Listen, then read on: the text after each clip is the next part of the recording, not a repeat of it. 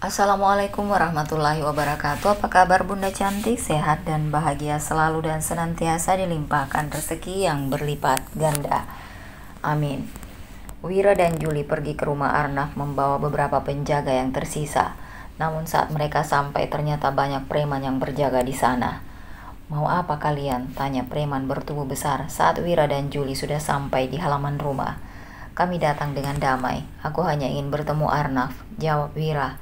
"Bos, kita lagi nggak di sini. Kamu yang namanya Wira kan?" tanya preman itu. "Iya, aku akan menawari dia penukaran dengan uang. Asal Ella selamat dan kembali pada kami," tawar Wira. "Iya benar, di mana Ella? Aku ibunya. Aku ingin bertemu," celutuk Juli. Preman bertubuh besar itu tertawa terbahak, seolah menemukan sesuatu yang sangat dia senangi. Juli justru ketakutan mendengar tawa preman itu. Ternyata ikannya datang sendiri ke sini. "Tutup pagarnya dan tangkap mereka," titah preman itu. "Hei, apa-apaan ini?" jerit Wira, bersiap memasang kuda-kuda. Begitu juga para penjaga yang Wira bawa. Mereka semua mengelilingi Wira dan Juli, berusaha melindungi bos mereka. Satu preman mengunci pintu pagar, hingga mereka kini terkepung, tak bisa lari kemana-mana. "Sial," gumam Wira yang merasa salah perhitungan. Dia pikir Arnab sudah melemah setelah sebagian orangnya berpindah mendukung dirinya. Tapi ternyata Arnab kembali mencari dukungan dari para preman. Wira mengira di rumah Arnab akan sepi dan hanya ada 1-2 orang penjaga biasa. Ternyata ada lebih dari 10 preman yang ada di sana. "Wira, aku takut," bisik Juli yang mulai gemetar. "Masuklah ke mobil," titah Wira. "Tapi kau gimana? Mungkin saja Ella ada di dalam rumah itu," tebak Juli. "Ella nggak ada di rumah itu. Masuklah ke mobil," ucap Wira. Juli hanya mengangguk. Dia segera masuk ke dalam mobil dan mengunci pintunya. Juli menatap ke semua orang yang ada di halaman. "Wira, kau harus selamat. Kita juga harus menyelamatkan Ella," harap Juli sambil menatap Wira. Perkelahian tak terelak. 10 preman melawan Wira dan 5 penjaganya. Seperti prediksi, Wira kalah. Para penjaganya sudah mengerang kesakitan dan terkapar di halaman. Sementara Wira dibawa seorang preman ke teras halaman. Juli hanya bisa berteriak, "Biarkan aku bicara dengan Arnab. Aku akan membayar berapapun yang dia minta. Asal Ella selamat," ucap Wira yang sudah tak berdaya.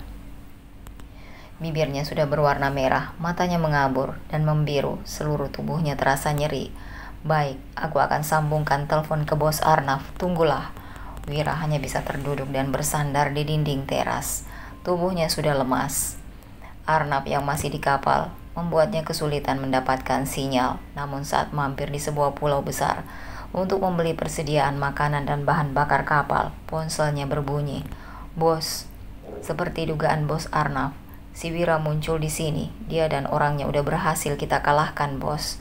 Bangga preman itu membusungkan dadanya. "Bagus. Bonus tambahan akan kalian dapatkan nanti," kekeh Arnab tertawa puas. "Bos, dia mau bicara." "Oke, biarkan dia bicara denganku," angguk Arnab. "Nih, bos mau bicara denganmu," ucap preman itu. "Arnab, tolong bawa kembali Ella. Aku mohon. Aku akan membayar berapapun yang kamu mau," ucap Wira. Tawa Arnab menggelegar di ponsel. Menertawakan Wira sekaligus menertawakan kebodohannya di masa lalu. "Apa pukulan dari orang-orangku membuat pikiranmu sedikit terganggu, Wira? Uang mana yang kau maksud? Uang siapa? Kau ingin menebus putrimu dengan uangku sendiri? Apa kau gila?" jerit Arnab. Diakhiri dengan tawanya yang begitu lepas. Wira menarik nafasnya dalam-dalam. Dari intonasi suara Arnab saja dia sudah paham. Pria itu sedang dalam keadaan emosi dan marah yang sangat kuat. "Apa yang kau inginkan, Arnab? Asal Ella kau kembalikan akan aku lakukan apapun," ucap Wira. "Joko," teriak Arnab pada preman itu. "Siap, bos.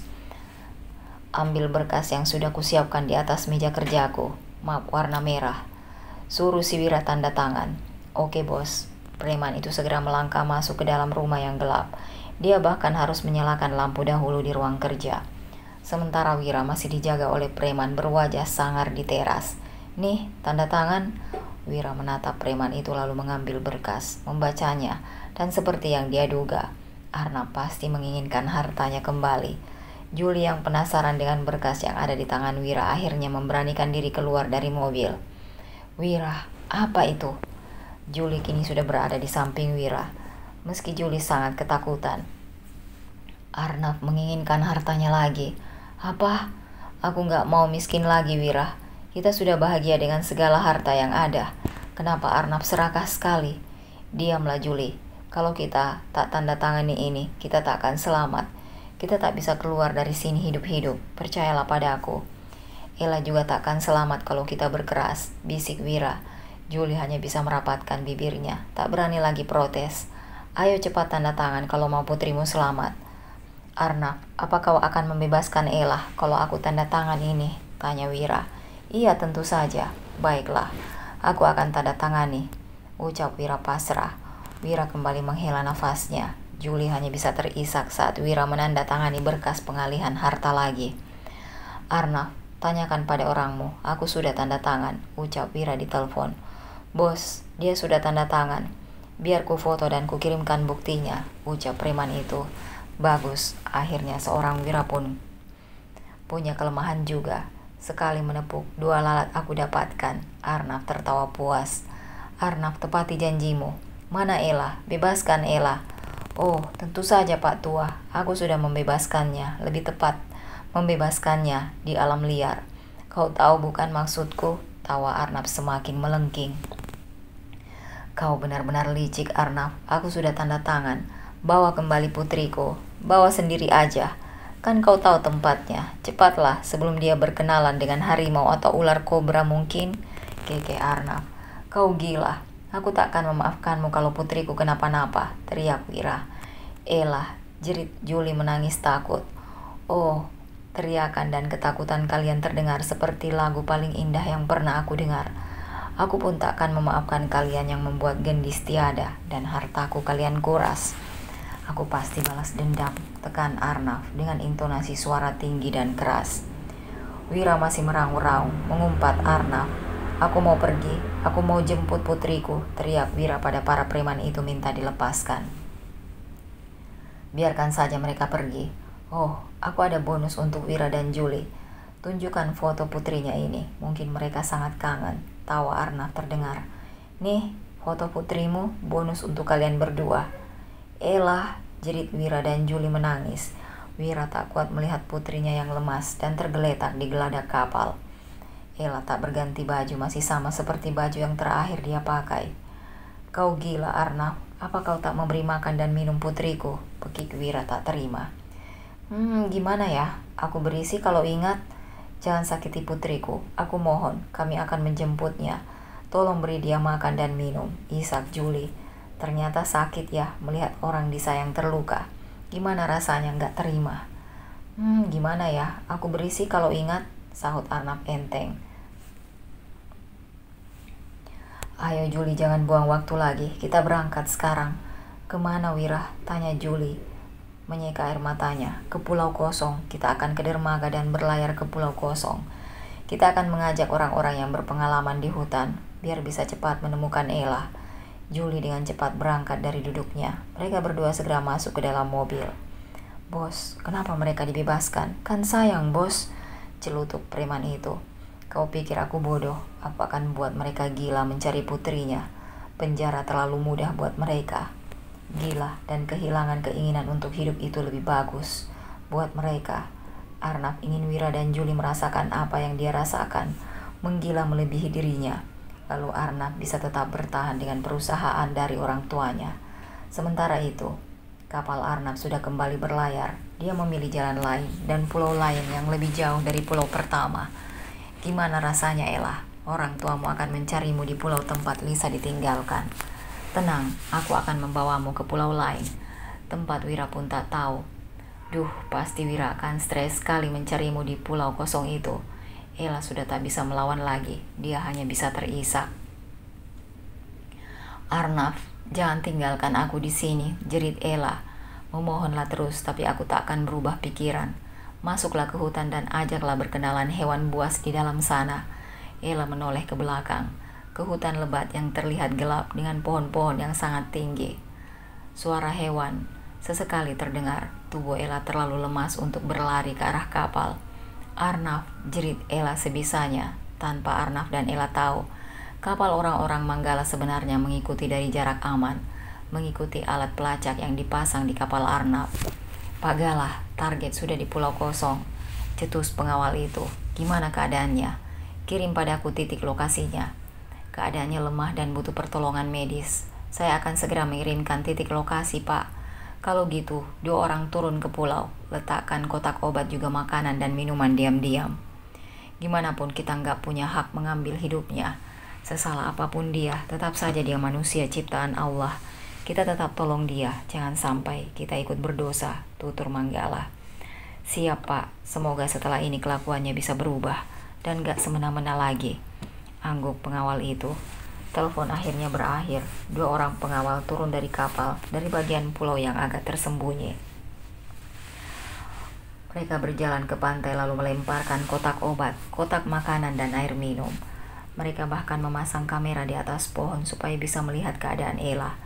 Ella yang mendengar suara barang jatuh segera mencari asal suara.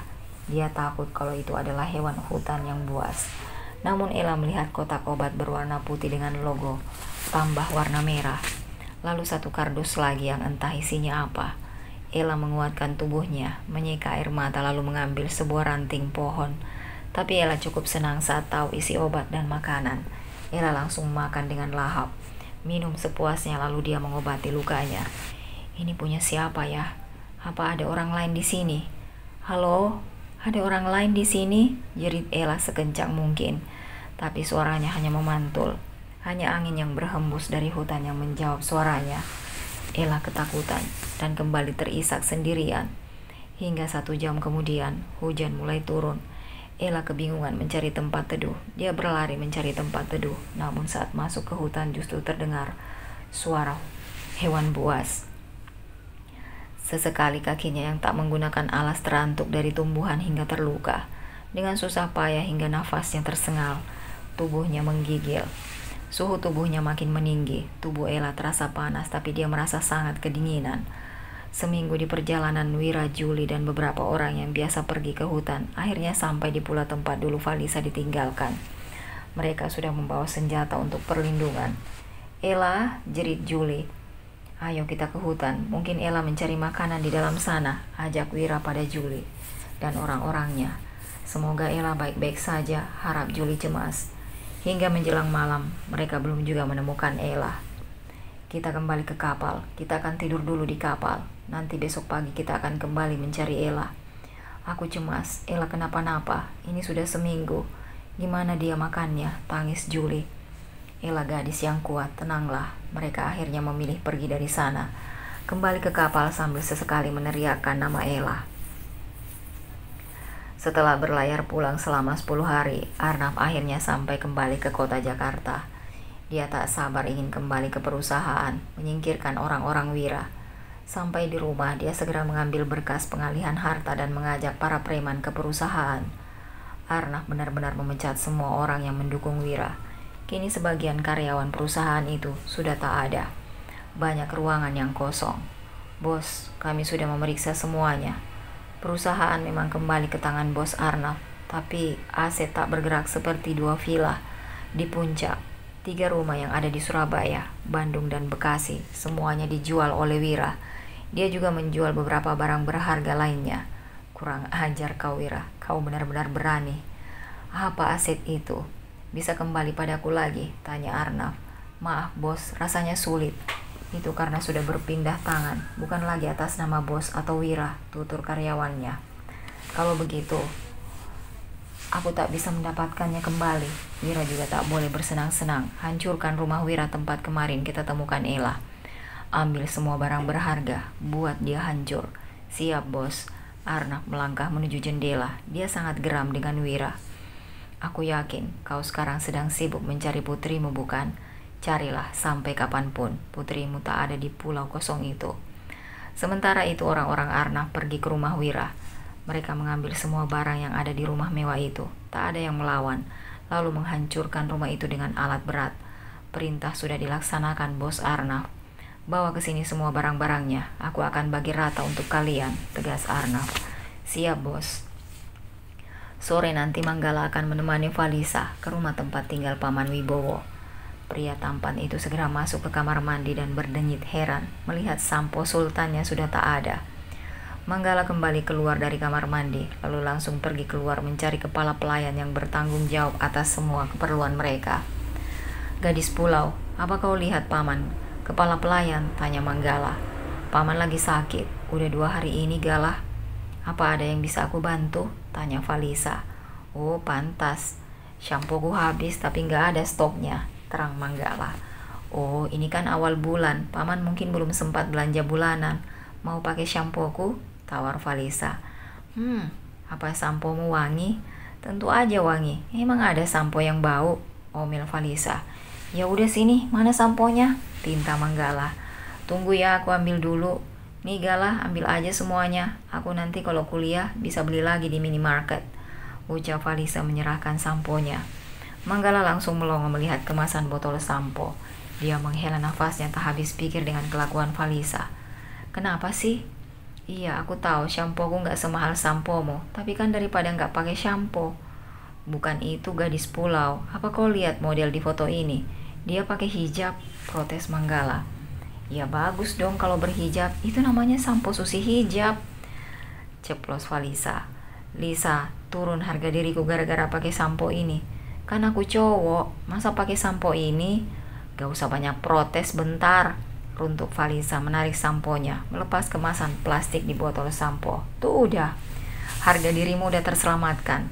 Apa perlu ku ganti gambar petinju di kemasan sampo itu?" "Gak usah, segini aja cukup." Setengah jam kemudian, Falisa dan Jui sudah siap di dekat garasi mobil. Falisa ingin menyerahkan sebagian uangnya pada Intan, karena sepupunya itu ingin berjualan online dan butuh modal.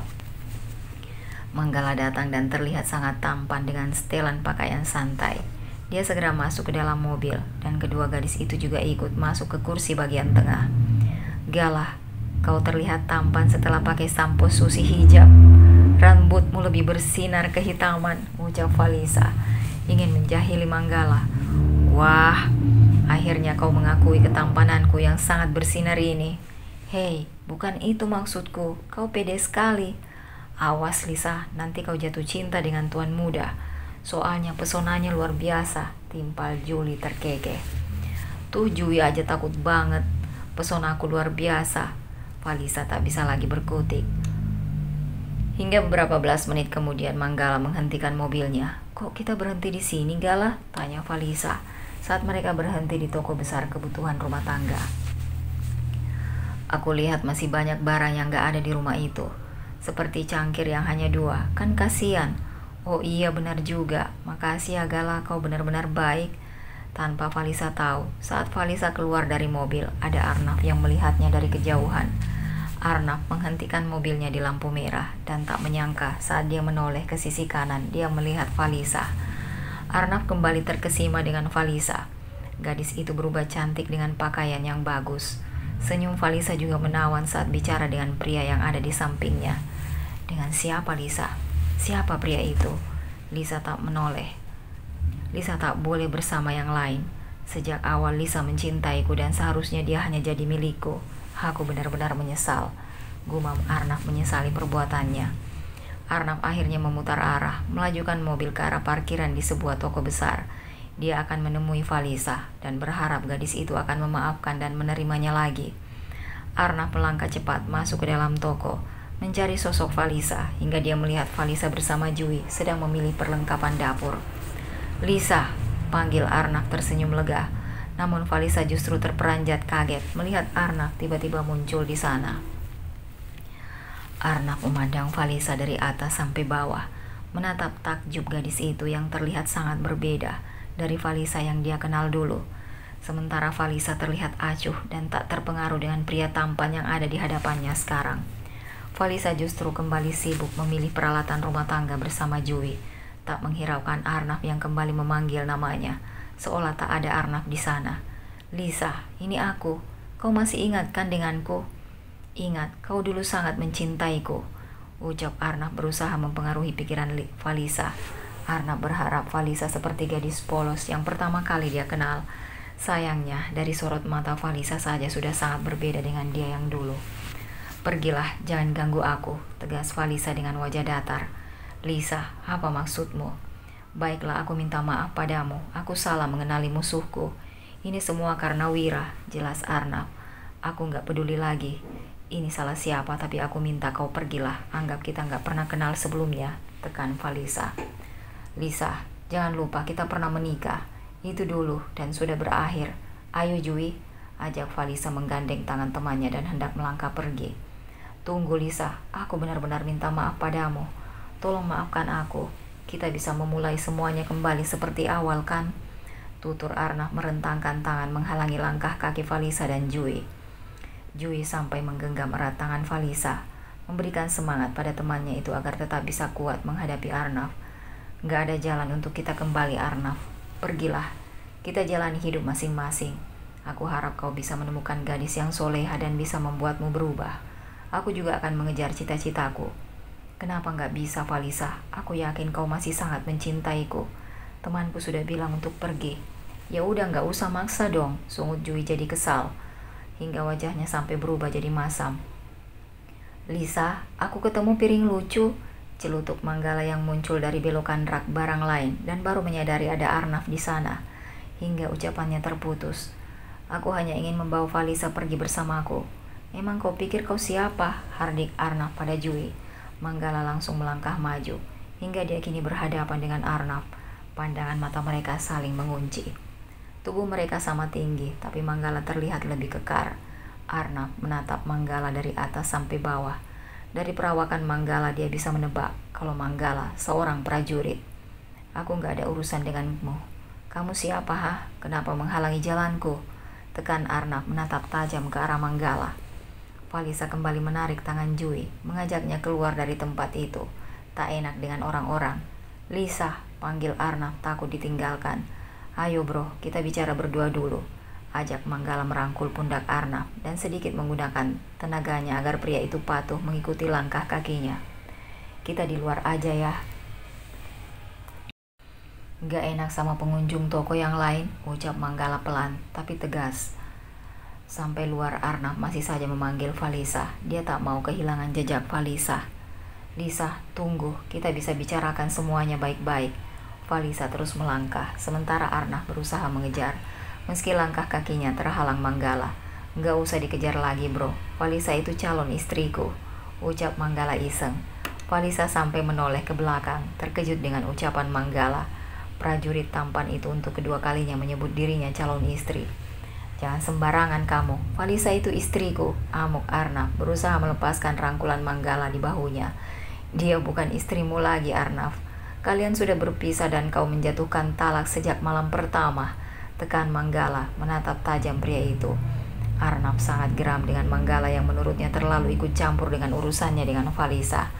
Tapi sayangnya Manggala bukan pria lemah, bahkan satu cengkeraman tangan di bahunya saja sulit Arnab lepaskan. Tenaga Manggala sangat kuat. Kau jangan banyak bicara, kau tidak tahu siapa aku, sembur Arnab yang emosinya kembali naik ke ubun-ubun. Aku sangat tahu tentangmu Arnab. Aku juga tahu kau tinggal sendirian sekarang di rumah bukan? Aku sarankan, sering-sering mengaji dan sholat di rumahmu yang besar itu, supaya hatimu bisa lebih tenang. Nasihat Manggala masih terlihat santai. Arnab cukup terkesiap dengan ucapan Manggala. Bahkan Valisa saja tak tahu tentang dirinya dan rumahnya. Arnab terkejut, Manggala tahu sedetail itu. Hei, lepaskan tanganmu. Tak usah sok menasehati diriku. Memangnya kau siapa? Protes Arnab yang mulai merasa nyeri di bahunya. Jangan ganggu Valisa lagi. Aku beri kau sedikit petunjuk tentangku. Apa kau pernah dengar berita menggemparkan puluhan tahun yang lalu? Aksi heroik sepasang suami istri yang berhasil mengalahkan organisasi hitam besar di luar negeri dan berhasil membuat banyak orang dari dunia hitam akhirnya mendapatkan hidayah dan mu'alaf, tanya Manggala di dekat telinga Arnab.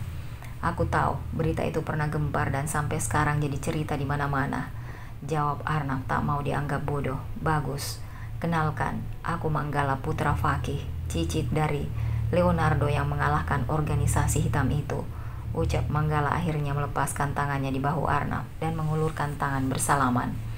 Arnab cukup syok mendengar latar belakang keluarga Manggala. Dia sampai memundurkan langkahnya, menatap Manggala tak percaya. Gak mungkin, bahkan media saja tak bisa mengendus keberadaan keluarga Leonardo. Saking kuatnya mereka. Masa kau ini cicitnya? Cibir Arnab menyunggingkan senyum meremehkan Manggala. Ya terserah, aku tahu bahumu pasti sakit. Jangan lupa dipijat ya, aku pergi dulu. Ingat, jangan ganggu Valisa. Tegas Manggala melangkah pergi. Arnab menatap sebal ke arah Manggala yang berlalu. Bahunya memang sangat nyeri. Terasa sakit sampai ke tulang. Manggala akhirnya masuk ke dalam mobil dan melajukan kendaraan itu. Arnab tak juga jerah. Dia berusaha mengejar mobil Manggala. Tuan muda, pria itu mengejar kita, seru Jui mengintip dari kaca belakang mobil. Tenang Jui, apa kita harus ngebut? Tanya Manggala santai. Iya dong Galah, ngebut aja, biar dia kehilangan jejak. Seru Valisa tak mau bertemu Arnab seperti tadi. Susah payah dia move on. Valisa benar-benar ingin melupakan pria itu. Waduh, ngebut gimana gadis pulau? Nenek moyangku seorang pelaut, bukan pembalap, kekeh Manggala. Valisa sampai gemas sendiri dengan Manggala. Di situasi tegang seperti ini Manggala masih bisa santai. Manggala membelokkan arah mobil ke jalanan yang sepi agar tak mengganggu lalu lintas. Dia semakin melajukan mobil itu, menambah kecepatan. Dia bahkan menghubungi orang-orangnya. Tuan muda jangan ngebut banget, Jui belum ngerasain nikah. Seru Jui berpegangan erat dengan Valisa. Sama kok, kita adu nasib aja. Aku jomblo dari lahir nih, seru Manggala iseng. Meski mata, tangan dan pikirannya tetap fokus ke depan. Ya Galah, malah ngajakin adu nasib. Kamu terlalu ngebut. Tuh pohon di pinggir jalan sampai nggak bisa dibedain mana pohon jengkol, mana pohon mangga, omel Valisa. Iya, ntar kalau selesai balapan kita balik lagi ke sana. Kita tanyain sama pohonnya, dia termasuk keluarga jengkol apa mangga? Kekeh Manggala masih saja iseng dan santai. Sementara di belakang, Arnab masih terus mengejar mobil Manggala. Dia tak ingin kehilangan jejak. Hingga akhirnya jalan di depan sana ada simpang 4. Manggala melirik ke arah kaca spion, menghitung jarak dan kecepatan mobil agar pas dengan kemauannya. 1, 2, 3. Gumam Manggala semakin menekan pedal gas, melaju lurus ke arah depan. Namun saat Arnab menyusul, tiba-tiba 2 mobil dari arah jalan kiri dan kanan langsung menutup jalan dan berhenti tepat di tengah jalan hingga Arnab tak bisa melajukan mobilnya. Ah, apa-apaan sih, raung Arnab memukul setir mobilnya. 2 mobil hitam itu masih juga tak bergerak, masih menghalangi mobil Arnab, hingga mobil Manggala kini tak terlihat lagi. Minggir woi, jerit Arnab marah. Arnab mencoba memundurkan mobilnya, lalu ingin melaju dan berbelok dari arah samping mobil hitam di depannya. Namun justru mobil itu mundur ke belakang, hingga Arnab kembali tak bisa melaju. Hei, kalian memang cari masalah denganku ya, jerit Arnab kesal. Tapi nyali Arnab menciut saat melihat para pria bertubuh kekar, berkepala pelontos, lalu berjas hitam dan berkacamata hitam. Para pria itu keluar dari mobil dan berbaris di depan mobil mereka. Arnab melangkah mundur, tak lagi berani menantang. Awas kau Manggala, wajahmu akan kuingat, runtuk Arnab terus melaju pergi. Urung menyusul Valisa. Manggala akhirnya menghentikan mobilnya di toko lain, meminta kedua gadis itu untuk belanja. Tenang, insya Allah Arnab gak nyusul. Dia udah kehilangan jejak. Iya Lisa, kalau tuh Arnab ganggu lagi, bilang aja kamu calon istrinya Tuan Galah. Benar kan Tuan muda? Mana aku berani ngomong gitu. Aku orang biasa, kalau Manggala kan bukan orang biasa, sahut Valisa tak berani. Ah gadis pulau, apa maksudmu? Kalau aku bukan orang biasa artinya aku orang luar angkasa gitu? Kalau gitu apa jodohku masih nyangkut di planet Neptunus? Atau mungkin di planet Venus? Jauhnya jodohku tersesat. Sementara itu di tempat lain, Tuan Wira, saya rasa putri Tuan gak ada di pulau ini. Cetu salah satu orang yang dia bawa. Apa kau yakin? Iya, 3 hari kita mencari tapi dari hari pertama tak ada jejak sama sekali. Tak ada rumput yang rebah, tak ada jejak di pasir kecuali jejak kita, papar orang itu. Kalau Ella gak di sini, lalu di mana? Aku takut dia bertemu hewan buas Wira, isak Juli. Dasar Arnab kurang ajar, kemana dia bawa putri kita? Sayangnya tak ada sinyal di sini, aku tak bisa menghubungi Arnab. Gimana kalau kita berlayar saja Tuan? Kita bisa mampir ke pulau lain atau bertanya pada kapal nelayan yang mungkin melintas. Barangkali saja mereka menemukan Ella. Wira terdiam beberapa saat. Baiklah, kita berlayar saja. Mungkin saja ada nelayan yang sedang menolong Ella, harap Wira dalam hati. Juli yang sudah lemas akhirnya hanya mengikuti saja. Sampai di kapal mereka akhirnya berlayar. Julie masih saja melihat pulau kosong itu. Gimana kalau ternyata Ella masih di pulau itu, tapi dia tak bisa berteriak minta tolong, dan kita melewati dia begitu saja tanpa kita tahu, gumam Julie cemas. Orang-orang kita sudah memeriksa sampai ke sungai dan jurang, tapi Ella tak ada. Seandainya Ella memang di tempat lain, maka kita sedang membuang waktu di sini. Jelas Wira yang juga terlihat lelah. Kapal itu terus berlayar. Mata Julie terus awas melihat pulau yang mereka lewati, hingga mereka bertemu kapal nelayan di tempat lain setelah 2 jam berlayar. Apa tak ada kapal pesiar yang melintas minggu lalu di laut ini? Tanya Wira. Minggu lalu ombak tinggi, Pak. Nggak ada nelayan dari pulau yang berangkat. Melaut, jawab nelayan di kapal kayu itu. Terima kasih, jerit Wira yang kembali lemas. Keduanya kini duduk di geladak kapal dengan pandangan yang kosong. Aku stres, Wira. Aku bisa gila kalau begini. Ella itu putri yang paling aku sayang. Dia cerdas dan selalu bisa diandalkan. Makanya harta orang tua Valisa aku jual untuk biaya kuliahnya. Racau Julie terisak mengenang Ella. Aku juga hancur, Julie. Aku tak bersama Ella sedari kecil. Sudah dia besar, aku baru mengenalnya. Banyak waktu yang hilang antara kami. Tapi sekarang aku kembali terpisah dengan putriku, keluh Wira dengan tatapan kosong, seolah segala usahanya selama ini sia-sia. Kita harus apa, Wira? Aku takut Ella kenapa-napa. Ini sudah beberapa hari. Makan apa putri kita? Apa dia sehat? Apa dia ada tempat berteduh? Wira hanya diam. Dia pun tak tahu apa jawaban dari pertanyaan Julie. Kapal itu terus berlayar, singgah dari pulau ke pulau. Tapi sejauh mereka pergi, tak juga menemukan Ella. Jauh di sebuah pulau kosong yang tak diketahui Julie dan Wila. Ella baru saja terbangun. Dia demam dan tergeletak di pantai saat itu.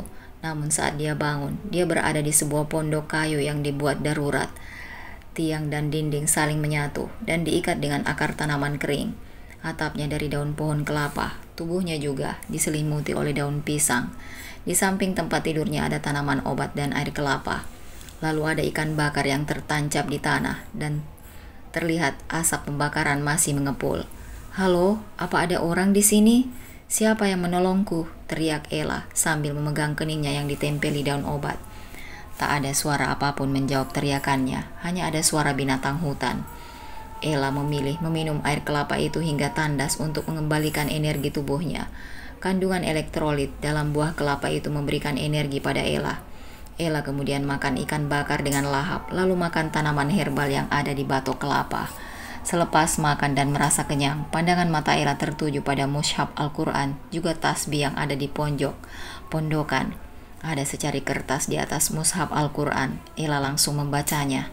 Tadinya aku ingin menghakimimu, membuatmu hancur dan tiada di pulau kosong seperti apa yang dilakukan Arnak padaku waktu itu.